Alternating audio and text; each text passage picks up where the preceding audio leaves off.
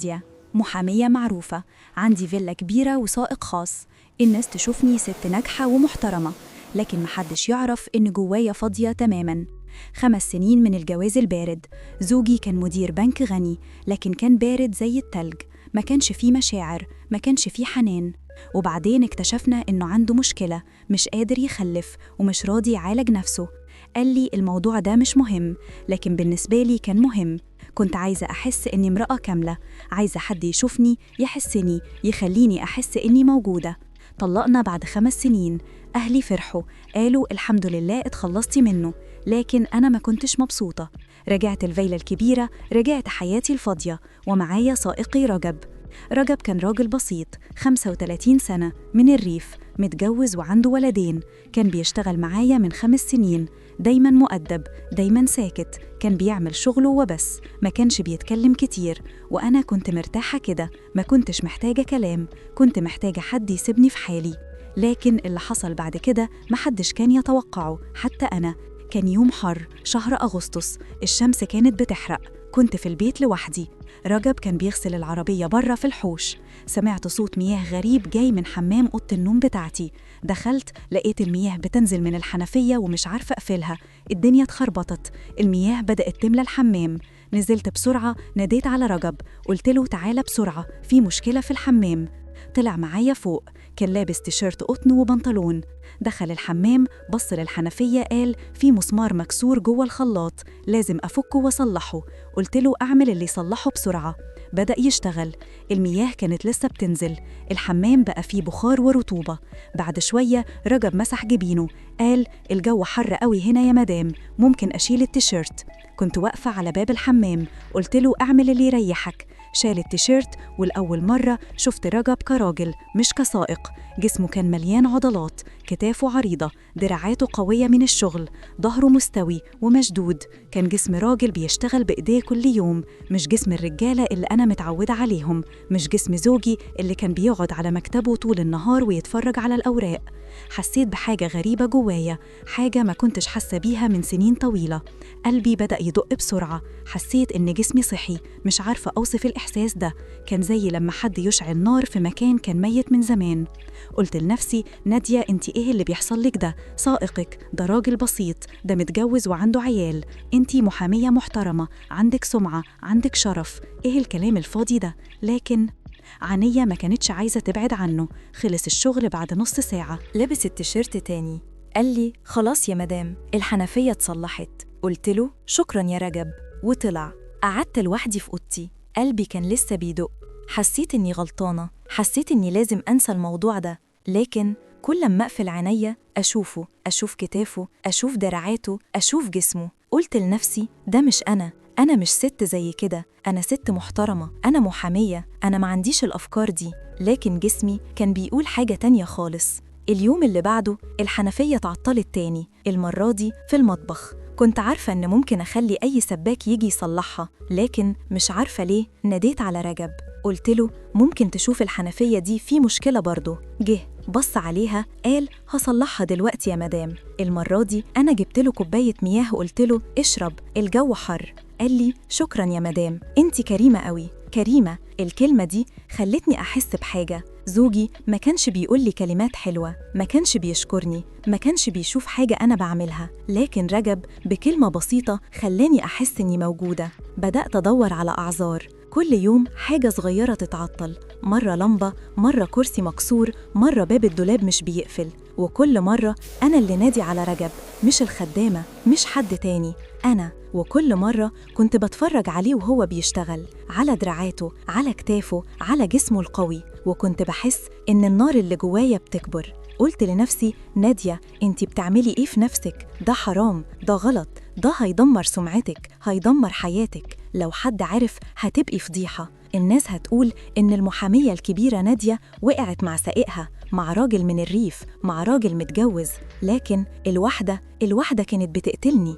5 سنين مفيش حد لمسني، 5 سنين مفيش حد حسسني إني امرأة. وفجأة بص راجل بسيط عليا وحسيت إني عايشة تاني. هل أنا شخص وحش؟ هل أنا ست فاسدة؟ أنا مش عارفة، أنا بس عارفة إني كنت جعانة للمس، جعانة للحنان، جعانة إن حد يشوفني. ومرة حصل اللي ما كانش المفروض يحصل. كان يوم جمعة، الخدامة ما كانتش موجودة، البيت فاضي. طلبت من رجب يصلح رف في أوضة نومي، رف فوق على الحيطة. قلت له الرف ده مايل، ممكن تصلحه؟ قال حاضر يا مدام. جاب سلم طلع يصلح الرف. كنت واقفة تحت بتفرج عليه. كان لابس قميص، دراعاته كانت باينة، عضلاته كانت بتتحرك مع كل حركة بيعملها. فجأة السلم اتزحلق شوية، رجب مسك الحيطة. قلت له خلي بالك السلم مش ثابت. قال لي ماشي يا مدام. نزل من على السلم، كان وشه متعرق. قلت له تعبت؟ قال لا يا مدام أنا متعود، لكن الجو حر.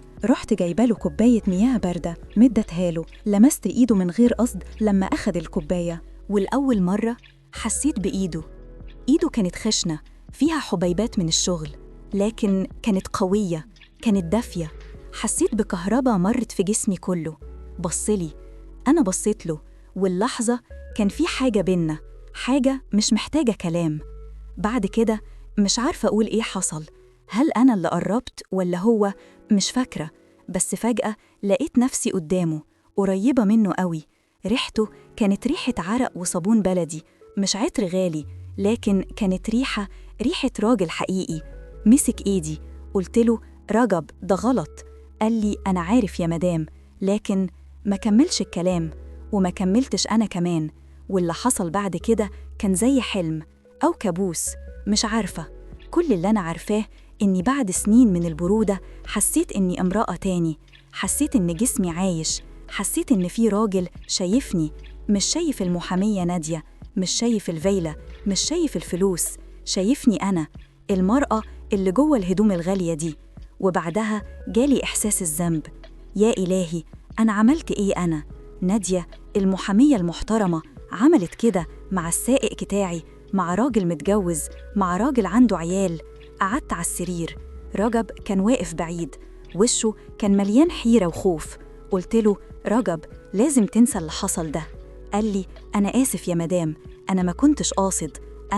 قلت له أنا اللي أسفة، أنا اللي غلطت، روح دلوقتي. راح، وأنا قعدت لوحدي. بكيت لأن أنا حسيت إني ضعيفة، حسيت إني خنت نفسي، خنت قيمي، خنت كل حاجة. لكن وده اللي مخوفني، جزء مني كان عايز يعيد اللي حصل تاني. حاولت أبعد عن رجب، خليت الخدامة تديله التعليمات، ما كنتش بنزل، ما كنتش بكلمه، كنت بقول لنفسي خلاص الموضوع خلص، لازم أنسى. لكن كل يوم كنت بسمع صوته تحت، كنت بشوفه من الشباك وهو بينظف العربية، وكنت بحس بنار جوايا تاني. أسبوع، أسبوعين، 3، كنت بموت من جوه. كنت عايزة أشوفه، عايزة ألمسه، عايزة أحس تاني بإيديه على جسمي. قلت لنفسي نادية أنتي مريضة، أنتي محتاجة تتعالج، ده مش حب، ده جنون، ده شهوة، ده ضعف. لكن الجوع اللي جوايا كان أقوى مني. ومرة نزلت لقيته قاعد في الجراج بينظف العربية من جوه. قلت له رجب ممكن نتكلم؟ بصلي، وشه كان متوتر. قال أيوة يا مدام. قلت له أنا عارفة إن اللي حصل كان غلط، لكن أنا مش قادرة أنساه.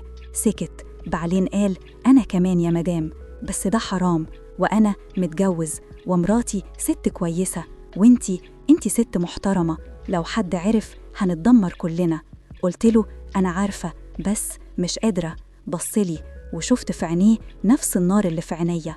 قلت له مرة واحدة بس ونخلص الموضوع ونعيش حياتنا عادي. قال بس مراتي ممكن تيجي، أو الخدامة. قلت له مراتك في الشغل والخدامة مسافرة وكده. بدأت الحكاية من أول وجديد. كل أسبوع مرة، مرتين كنت بلاقي عذر وكان بيجي.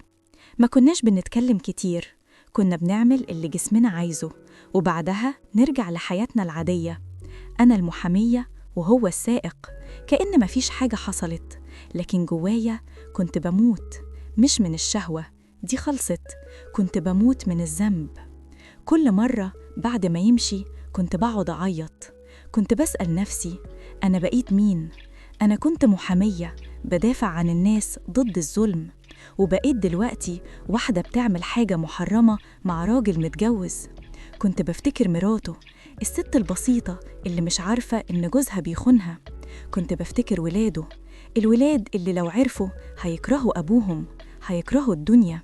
وكنت بقول لنفسي لازم أوقف ده، لازم. لكن كل ما أشوفه، كل ما ألمسه، أنسى كل حاجة، أنسى الذنب، أنسى الحرام، أنسى الناس، أنسى نفسي. ومرة كنا في أوضة نومي، كان الظهر، فجأة سمعت صوت جرس الباب. رجب قال: مين ده؟ قلت له: مش عارفة، استني. نزلت فتحت الباب، لقيت مرات رجب كانت شايلة طبق فيه أكل. قالت لي: السلام عليكم يا مدام، أنا جيت أوصل لرجب الغدا، هو ما كلش من الصبح. قلبي وقف، حسيت إن الدنيا دارت بيا. قلت لها: أهلاً، اتفضلي. دخلت، قالت لي: رجب فين؟ قلت لها: هو في الجراج بيصلح حاجة في العربية. قالت: ممكن أشوفه؟ قلت لها: لا هو مشغول، أنا هوصله الأكل، أنتي متشكرة. خدت الطبق منها، قلت لها: شكراً، ربنا يخليكي لرجب. قالت لي وهي بتبتسم: ربنا يخليهولي لرجب يا مدام، رجب راجل كويس وبيحبنا قوي.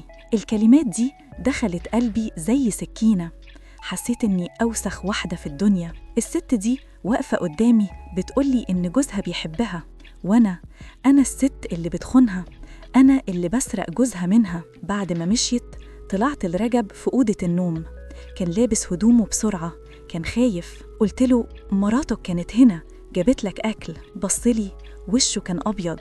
قال: يا ساتر، كانت هتطلع. قلت له: لأ، أنا منعتها. قعد على الكرسي، حط وشه في إيديه، قال: أنا غلطان، أنا بخون مراتي، بخون ولادي، أنا عامل فيهم إيه؟ قلت له: وأنا عاملة في نفسي إيه؟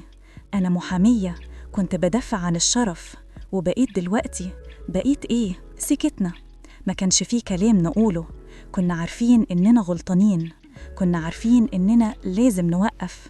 لكن بصيت له، والنار رجعت تاني.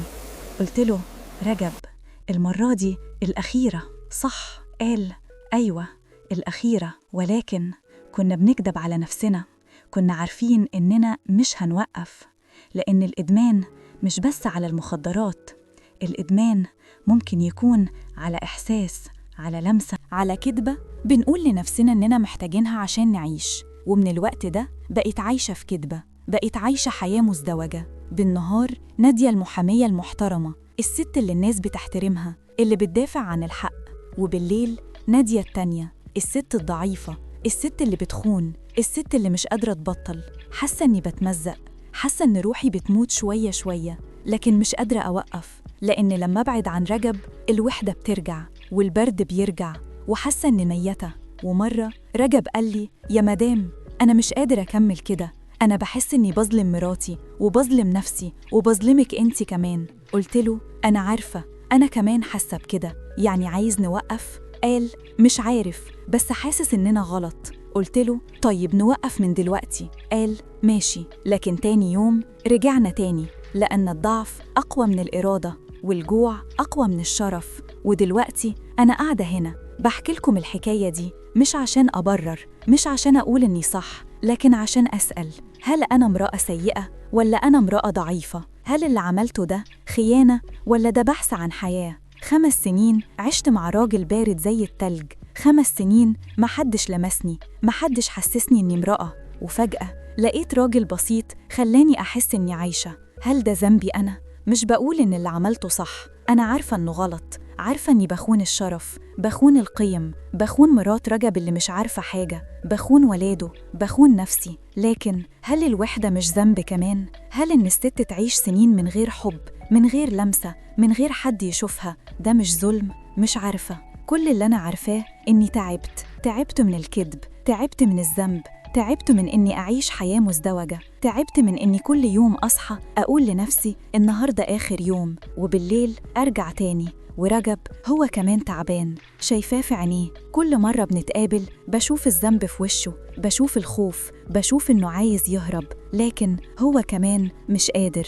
إحنا الاتنين وقعنا في حفرة، وكل ما نحاول نطلع نقع أعمق. في ناس هتقول نادية انتي غلطانة، انتي كان لازم تصبري، كان لازم تلاقي راجل محترم يتجوزك، مش تقعي مع السائق بتاعك. وفي ناس هتقول نادية احنا فاهمينك، 5 سنين وحدة كتير، كل واحدة منا كانت ممكن تعمل زيك، بس أنا مش عايزة حد يدافع عني ومش عايزة حد يحكم عليا. أنا عايزة بس أسأل، هل أنا كنت على حق ولا على خطأ؟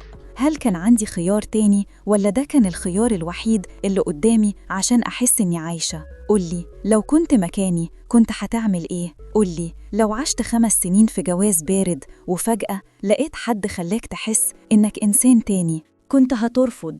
أنا مش بطلب منك تسامحني، أنا بطلب منك تفهمني، لأن أنا لحد دلوقتي مش فاهمة نفسي، مش عارفة أنا كنت ضعيفة ولا كنت بدور على حقي في الحياة، مش عارفة أنا خنت الشرف ولا الشرف كان خني الأول، مش عارفة أنا امرأة سيئة ولا أنا امرأة إنسانة كان عندها جوع للحب ومحدش شبعها.